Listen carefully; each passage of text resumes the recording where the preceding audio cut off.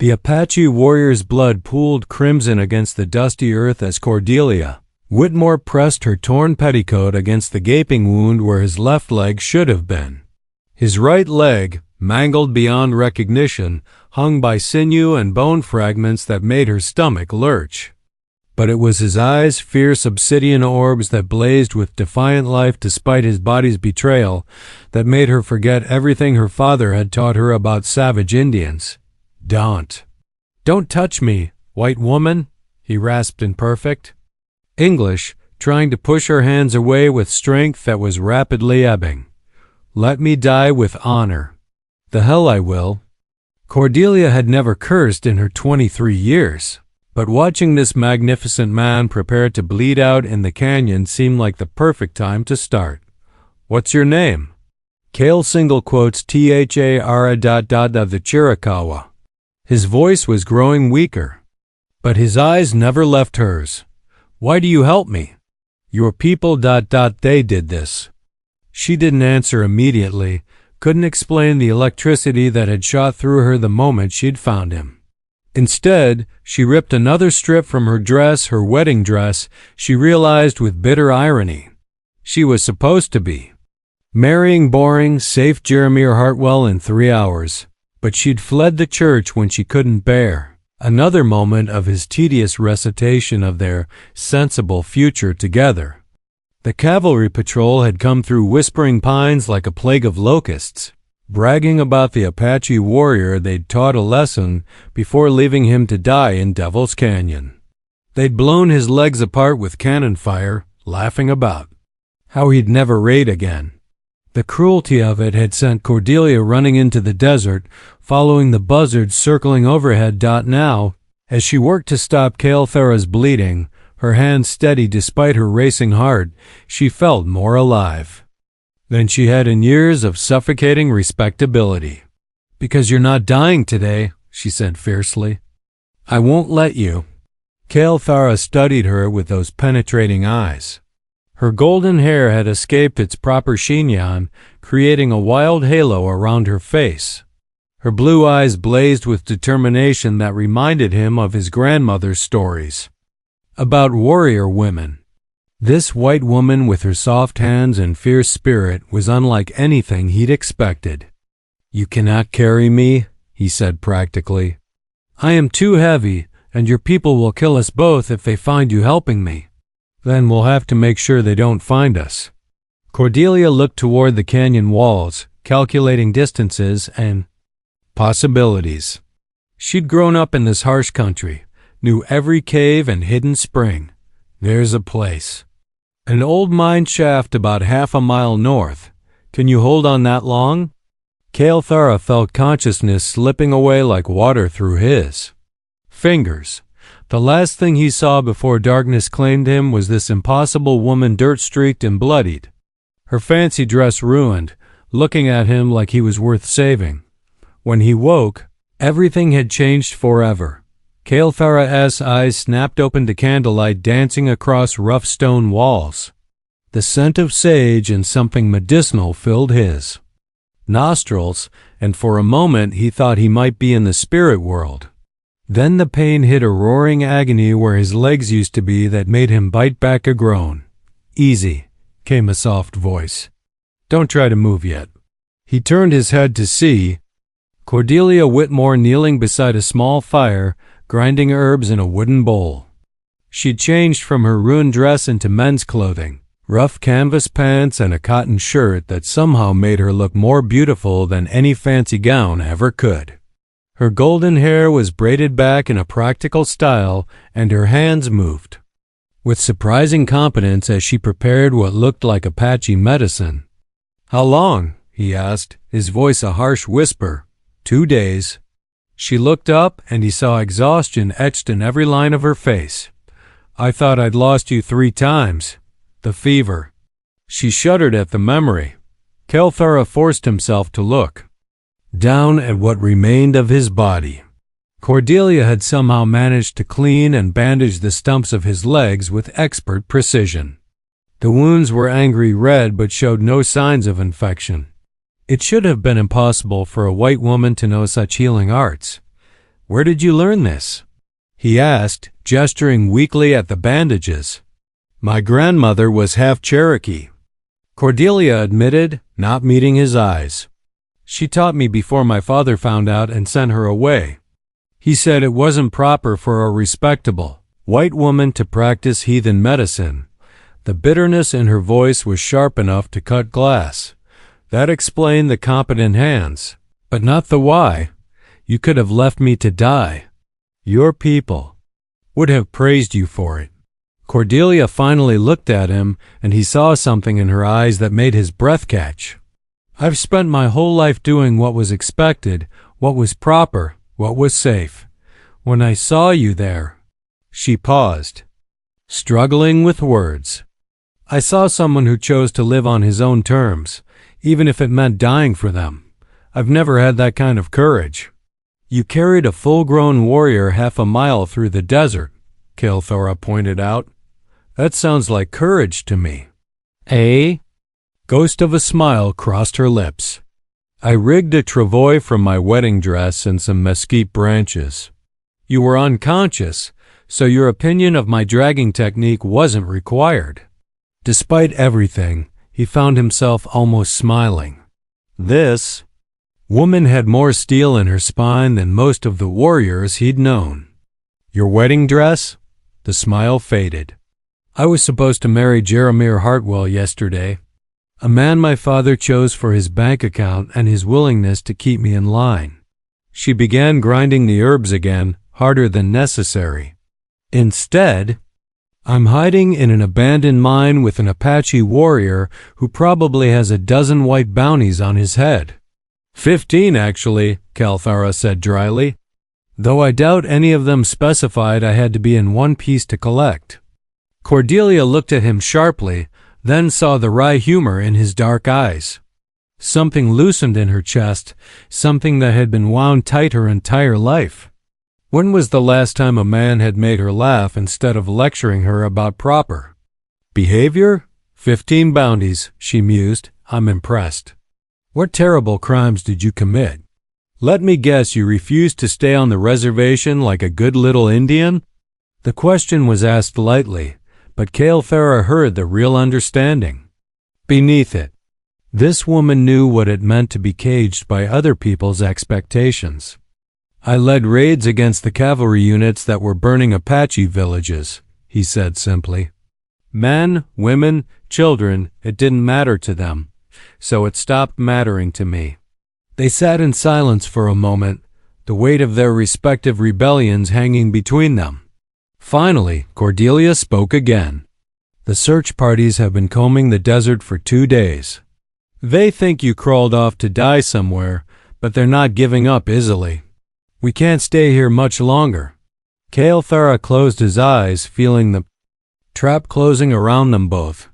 Without his legs, he was useless, a burden that would get this brave woman killed. "Leave me," he said quietly.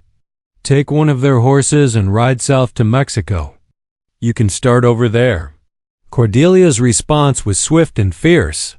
"I didn't risk everything to save you just to abandon you now." She moved closer, her blue eyes blazing. "We're in this together, Kael'thara, all the way." The way she said his name like it was sacred instead of savage made something shift in his chest. For the first time since losing his legs, he began to believe that survival might be possible.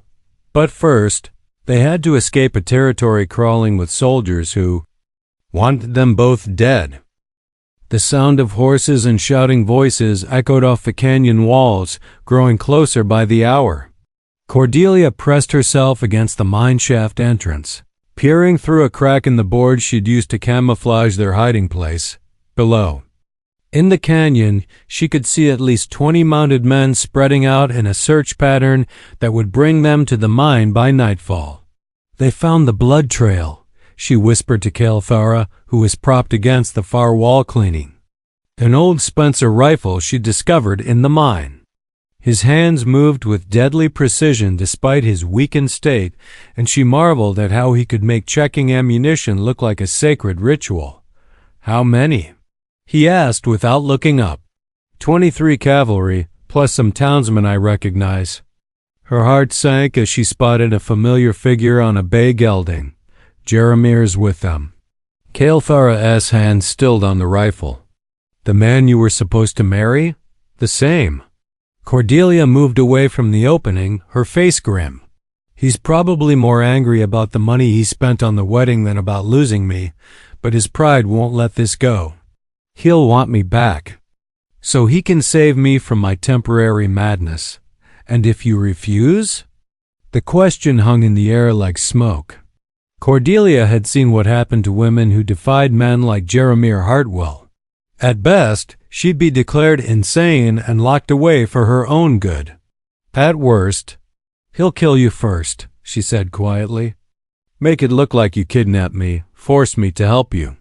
Then he'll play the grieving almost husband who heroically rescued his beloved from the savage who corrupted her. Kael'thara set the rifle aside and looked at her intently. There's another way. Which is? You leave now while you still can. Tell them I forced you to help me, that you escaped when I grew too weak to stop you. They'll believe it. It's what they want to believe. Cordelia stared at him in disbelief. You think I'd abandon you after everything? I think you're a smart woman who shouldn't die for a crippled Apache warrior she's known for 3 days. The casual way he dismissed himself made her furious. She crossed the small space between them and knelt beside him, close enough that she could see the gold flecks in his dark eyes. Don't you dare, she said fiercely.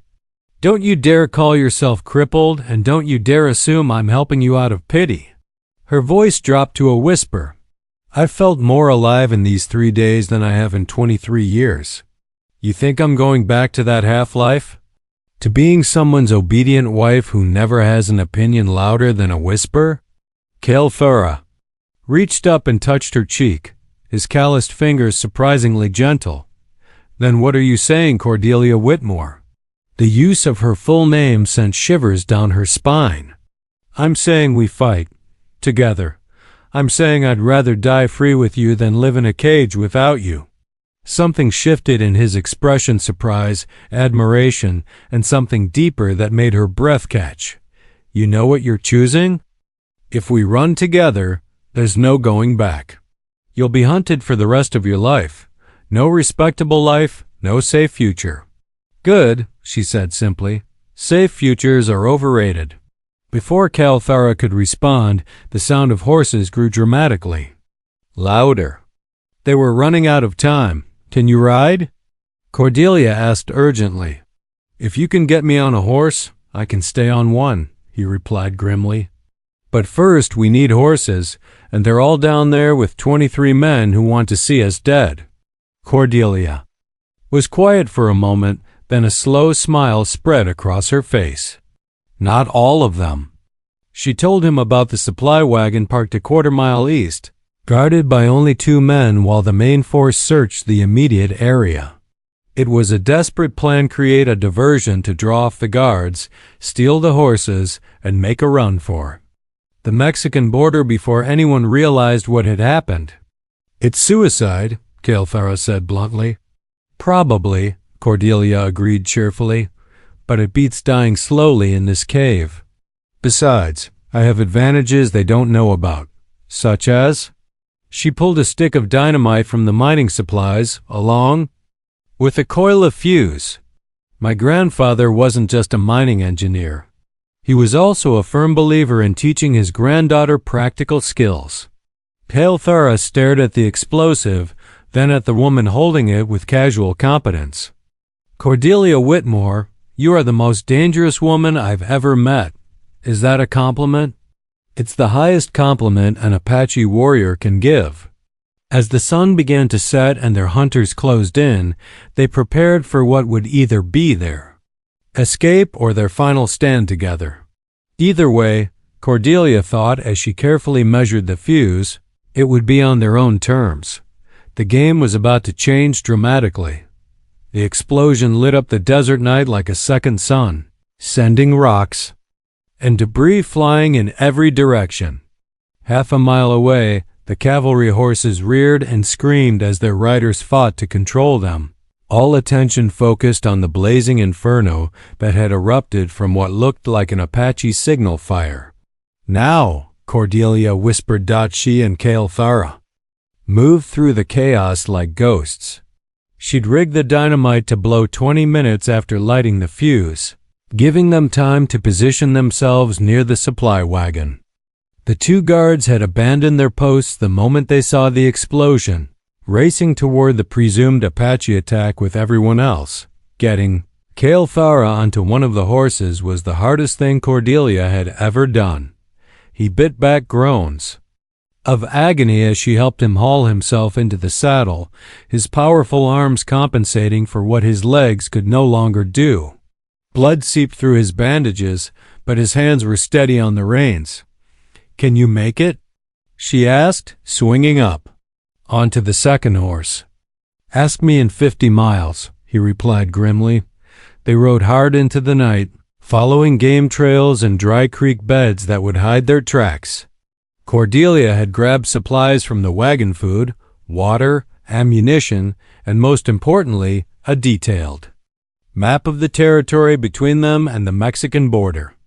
It showed every water hole, every canyon, every place where desperate fugitives might make a stand. By dawn, they'd covered nearly 30 miles, but both horses were lathered and stumbling with exhaustion.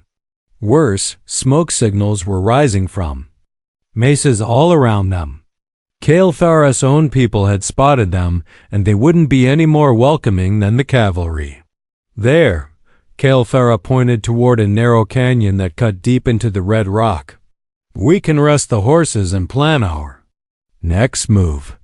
The canyon provided shelter and a trickle of water, but as they sat in the shade rationing their meager supplies, the reality of their situation became unavoidable. They were trapped between two armies that wanted them dead, with a wounded man who was growing weaker by the hour and a woman whose face was now known to every bounty hunter in the territory. "The Apache won't help us," Kael'thara explained quietly. "I led war parties against their enemies, but I also broke tribal law by taking a white woman as whatever you are to me." Cordelia looked up from where she was changing his bandages. "And what am I to you?" The question hung between them like a challenge. They'd been running on adrenaline and desperation, but now, in the quiet canyon with death closing in from all sides, there was nowhere to hide from the truth. "You're the woman who saved my life," Kael'thara said carefully. "That's not what I asked." He was quiet for so long that she thought he wouldn't answer. When he finally spoke, his voice was barely above a whisper. "You're the woman I love." The words hit her like a physical blow. She'd known, on some level, but hearing it spoken aloud changed everything. This wasn't just about rebellion or adventure anymore. This was about choosing a man over an entire world, choosing love over safety. "I love you too," she whispered back, and the admission felt like stepping off a cliff. Kael'thara reached for her hand, intertwining their fingers. "Then we need to talk about Mexico." "What about Mexico?" "There are Apache settlements there, people who've never surrendered to the American government. If we can reach them ... double quotes." He paused, studying her face. "They might accept us, both of us. But it means giving up everything you've ever known, forever." Cordelia looked down at their joined hands, his dark and scarred from years of fighting. Hers pale and soft but growing stronger every day. She thought about the life waiting for her back in Whispering Pines, the suffocating respectability, the endless rules about what a proper woman could and couldn't do, the slow death of never being allowed to be herself. "I gave that up the moment I found you bleeding in the canyon," she said firmly. "I just didn't realize it yet." A sound echoed off the canyon walls, the distant but unmistakable sound of horses moving at speed. Their pursuers had found their trail. "How long do we have?" Cordelia asked, already moving to pack their supplies. Kael'thara listened intently. "Maybe an hour before they reach the canyon mouth. We can't outrun them on tired horses." "Then we don't run." Cordelia checked the Spencer rifle and smiled grimly. We make our stand here, and we make it count. If we're going down, we're taking some of them with us. Kael'thara looked at this remarkable woman, dirty, exhausted, and preparing to fight 20 armed men without a moment's hesitation, and felt his heart swell with fierce pride. She'd chosen him, chosen this life, chosen to stand and fight instead of surrender. Cordelia Whitmore, he said solemnly, will you marry me? She looked up from loading the rifle, startled. Here? Now? Apache warriors marry before battle, he explained. If we're going to die today, I want to die as your husband. The sound of horses was getting closer, but Cordelia set down the rifle and moved to kneel beside him. Then marry me, Kael'thara of the Chiricahua. By whatever gods are listening, marry me. They spoke their vows in whispers as death approached, sealing their bond with blood and promise and desperate love. When the first cavalry scout appeared at the canyon mouth, he saw two people prepared to fight, to the death for each other. The final battle was about to begin. The first shot rang out at high noon, echoing off the canyon walls like thunder. Cordelia's bullet took the lead scout clean off his horse, sending the rest of the cavalry scrambling for cover behind the rocks at the canyon mouth. For a moment, there was only silence and the acrid smell of gunpowder. Nice shot, Kael'thara murmured from his position behind a fallen boulder. Despite his injuries, he'd managed to prop himself up with a clear view of their attackers. My grandfather taught me more than mining, Cordelia replied, already reloading. He said a woman on the frontier needed to shoot as well as any man. A voice echoed from the canyon entrance, familiar, pompous, and filled with self-righteous fury. Cordelia! This is Jeremiah Hartwell.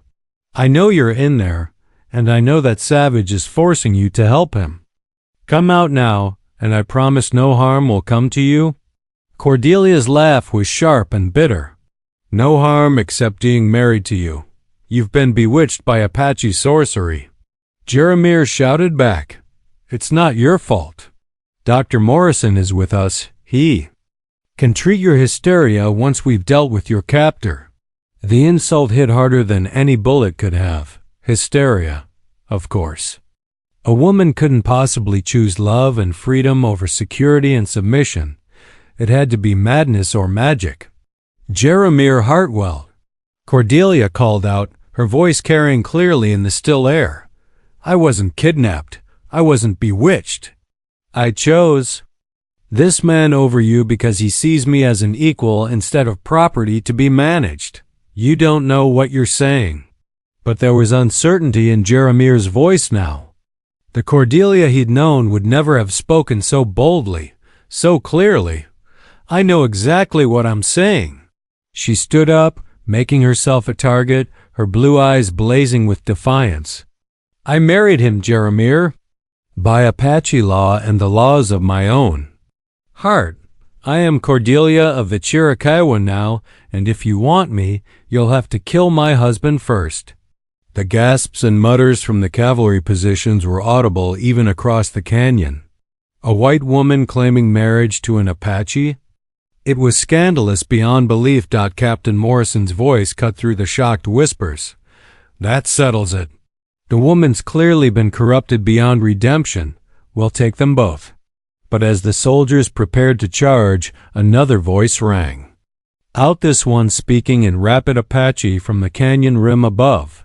Kael'thara's head snapped up, his eyes wide with disbelief. Nalnish? He called out in Apache. She, came the reply, and suddenly the canyon rim was lined with Apache warriors, their rifles trained on the cavalry below. Cordelia looked between Kael'thara and the warriors above. Who is Nalnish? My brother, Kael'thara said, his voice thick with emotion. My younger brother. I thought he was dead. The warrior who'd spoken, a lean man with intelligent eyes and intricate tattoos covering his arms, called down in English. Kael'thara, why do you fight beside the white eyes who destroyed your legs?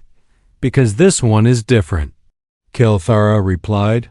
She saved my life and chose to share my fate. Nalnish studied Cordelia with calculating eyes. A white woman who fights beside Apache warriors against her own people? This I must see up close.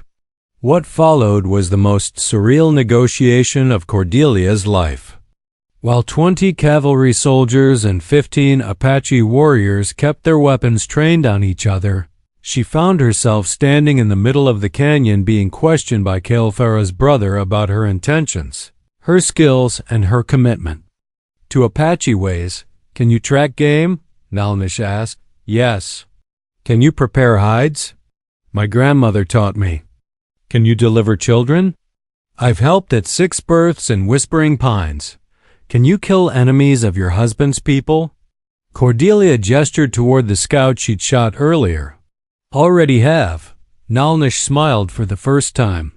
Then you are. Welcome among the Chiricahua. He turned toward the cavalry. White soldiers, you have 5 minutes to leave this canyon. The woman has chosen her path according to the old laws. If you remain, you die. Captain Morrison's response was to order the charge. The battle that followed was brief but vicious. Caught between Apache warriors above and below, the cavalry never had a chance. When the gunpowder smoke cleared, only Jeremiah Hartwell remained alive, wounded and terrified. Please, he begged Cordelia as she stood over him. I loved you. I wanted to give you a good life. You wanted to give me your version of a good life, she corrected. You never asked what I wanted. What you want is madness. Cordelia looked around the canyon at Kilthara, wounded but alive and watching her with fierce pride. At Nalnish and the other warriors who'd accepted her as family. At the vast desert that promised freedom and danger in equal measure. Yes, she said simply, it is. And it's the most beautiful madness I've ever known. She raised her rifle, but Kilthara's voice stopped her. Let him go, he said quietly. Let him carry the story back. Let them know that some people cannot be caged. Jeremiah Hartwell stumbled out of the canyon, broken and defeated, carrying with him the tale of Cordelia Whitmore, the banker's daughter who chose love over law, freedom over safety, and an Apache warrior over the entire civilized world. But their story was far from over. Mexico still lay ahead, with new challenges and new choices, and somewhere in that future, a child would be born who belonged to both worlds and neither. 3 months later, in a hidden valley 50 miles south of the Mexican border, Cordelia sat beside a crystal-clear stream, watching Kilthara work leather with his hands while balanced against a specially crafted backrest. The Apache settlement had welcomed them with cautious acceptance, and she'd slowly earned her place among the women through skill, determination, and an unwavering devotion to her husband that impressed even the most traditional members of the Fa tribe. She'd learned to speak Apache with increasing fluency, to prepare food that wouldn't poison anyone, and to navigate the complex social structures of a people who'd never surrendered to any government. In return, they'd taught her things no white woman had ever known, the secret names of sacred places, the songs that called rain, the stories that held the history of a people who refused to be conquered. But paradise came with its own thorns. The VO Mexican army is moving north, Nalnish reported as he joined them by the stream. 3 companies, maybe more. Someone told them about our settlement. Kilthara's hand stilled on the leather. How long do we have? Maybe a week, maybe less. Nalnish glanced at Cordelia, then back at his brother. There's something else. The man who gave them information, he's from your old town. Hartwell. Cordelia felt ice form in her stomach. Jeremiah's here? In Mexico? Apparently he's been tracking us since the canyon fight, Nalnish explained. Told the Mexican authorities that we're harboring stolen American property. His eyes hardened. Meaning you. The cruel irony wasn't lost on any of them. Jeremiah had followed them beyond the reach of American law, only to invoke Mexican law instead. As a white woman married to an Apache without proper authority, Cordelia could legally be returned to American custody as stolen property. "We have to run again," Calthora said grimly. "Where?" Cordelia asked. "We're already as far south as we can go without hitting the ocean. And you're not strong enough for another hard flight across the desert." It was the truth none of them wanted to acknowledge. Calthora had been growing stronger, but he still tired easily and couldn't travel the way he once had. A running battle against Mexican cavalry would likely kill him. "There is another way," Nalnish said slowly. Both Cordelia and Calthora looked at him sharply. "The old places," he continued. "The sacred caves in the Sierra Madre. No Mexican soldier would dare enter them, even if they could find them. But—" He hesitated. "But what?" Cordelia pressed. "The journey there would be dangerous even for a full war party. For a man without legs and a woman carrying." Nalnish's eyes flicked meaningfully to Cordelia's still flat stomach. Cordelia's hand moved instinctively to her belly. She'd suspected for weeks but hadn't been certain until this morning. The timing couldn't have been worse. "You're pregnant," Calthora said quietly. It wasn't a question. "About 2 months," she confirmed out the silence stretched between them, heavy with implications. A pregnant woman and a disabled warrior attempting to cross some of the most treacherous mountain terrain in North America, pursued by enemies who would show no mercy. "We could surrender," Calthora said finally. "You could go back, claim you were forced." "Don't." Cordelia's voice was sharp. "Don't you dare suggest I abandon you and our child. We're a family, Calthora. We live together or die together. The baby will be born free or not at all." Her blue eyes blazed with the same fierce determination that had first saved his life. "I won't raise our child in a world that sees their father as less than human." Nalnish watched this exchange with growing respect. This white woman had the heart of an Apache mother willing to face any danger rather than see her family caged. "The sacred caves," he said decisively. "I'll guide you there myself. It's dangerous, but it's possible. What about your people here?" Cordelia asked. "They'll scatter before the Mexican army arrives." "We've done it before," Nalnish smiled grimly. "The advantage of never surrendering is that you never forget how to disappear." They spent the next 2 days in frantic preparation. Cordelia packed light but essential supplies while learning emergency childbirth techniques from the settlement's medicine woman. Calthora worked with the tribe's craftsmen to create a traveling chair that could be carried by horses over rough terrain. Nalnish gathered intelligence about Mexican troop movements and plotted a route that would keep them ahead of their pursuers. On their last night in the settlement, as they sat around a small fire watching the stars, Cordelia felt the full weight of what they were attempting. They were about to venture into wilderness so remote that white men had never mapped it, carrying an unborn child toward an uncertain future. "Are you frightened?" Calthora asked softly. "Terrified," Cordelia admitted, "but not of dying. I'm afraid of living as anything less than what we are right now." He took her hand, calloused fingers intertwining with hers. "What are we right now?" She thought about it seriously. "Free, in love, facing the unknown together," she smiled. "It's everything I never knew I wanted, even if it kills us?" "Especially if it kills us." Her smile turned fierce. "Let them write in their history books about the banker's daughter who chose death with an Apache warrior over life in their civilized cage." The next morning, they began their journey toward the sacred caves, racing against time and enemies and the unforgiving wilderness itself. Behind them, smoke rose from the abandoned settlement as the Mexican army found nothing but empty shelters and cold fire pits. But ahead lay either salvation or destruction, and they rode toward both with equal courage. The sacred caves of the Sierra Madre rose before them like cathedral spires carved from living rock, their entrances hidden behind waterfalls and tangled vegetation that seemed to discourage intruders through sheer overwhelming beauty. Cordelia had never seen anything so magnificent or so alien. Ancient Apache symbols covered the stone faces, telling stories in a language older than memory. They'd been traveling for 6 days, through terrain that would have challenged a full cavalry unit. Cale Farah's traveling chair had proved its worth, allowing him to navigate narrow mountain paths while conserving his strength.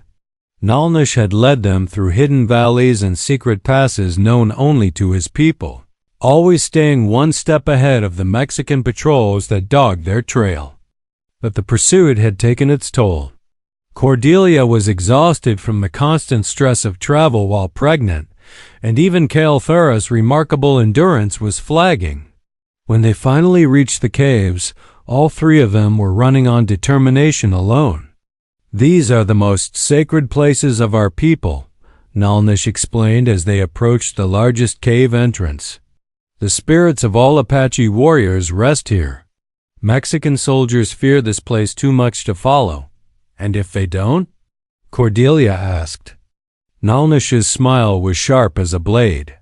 "Then they'll learn why our ancestors chose this place to guard our most precious secrets." Inside the caves, the air was cool and dry, filled with the scent of sage and something indefinable that made Cordelia's skin prickle with awareness. The walls were covered with pictographs that seemed to move in the flickering light of their torches, stories of hunts and battles, ceremonies and celebrations, the entire history of a people who'd never bent the knee to conquerors. "There," Nalnish pointed deeper into the cave system. "That chamber has fresh water and connects to other passages. You could live there for months if necessary. And you?" Cale Farah asked his brother. "I have to go back. Our people will need guidance now that the Mexicans know about the settlement." Nalnish clasped his brother's shoulder. "But you'll be safe here. The old one said these caves exist between the world of the living and the world of spirits. Your enemies cannot touch you here." They spent one more day together, brothers, who'd found each other after years of separation only to part again. Nalnish taught Cordelia the proper rituals for living in a sacred place, while Cale Farah carved new symbols into the cave walls, the story of their love, their flight, their determination to remain free. Gafar Child asks about their heritage. "Someday," he told Cordelia as they worked, "they'll be able to read it here." "What does it say?" Cale Farah smiled. "It says that once there was a white woman who loved an Apache warrior so much that she followed him beyond the edge of the world. And it says that their love was so strong, it turned enemies into family and made the spirits themselves weep with joy." On the morning Nalnish was to leave, they heard it, the distant sound of horses and shouting voices echoing off the canyon walls below. The Mexican patrol had finally found them. "How many?" Cordelia asked, moving to peer out through.